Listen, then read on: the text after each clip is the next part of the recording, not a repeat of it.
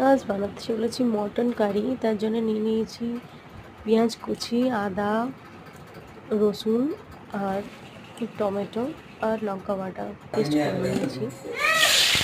এটা তেলের মধ্যে আলুগুলো ভালোভাবে ভেজে নেবো। ভালোভাবে ভাজা হয়ে গেলে তুলে নেব। এরপরে তেলের মধ্যে দিয়ে দেবো গোটা গরম মশলা ফোড়নে। পেঁয়াজগুলো ভালো করে ভেজে নেবো।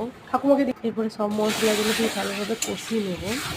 এরপরে কিছু প্যাকেট মশলা দিয়ে নিলাম, গরম মশলা, মিট মশলা। এরপর ভালোভাবে কষাতে থাকলাম। পরিমাণ মতো নুন, হলুদ দিয়ে এরপর মাটনটা দিয়ে দিলাম।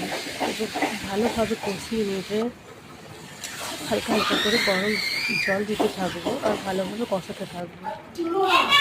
এরপর তেল ছেড়ে এলে আবার সামান্য পরিমাণ জল দেব। আরও খুব ভালোভাবে কষাতে থাকবো। দেখো কীভাবে মটনটার কালার চেঞ্জ হয়ে গেছে।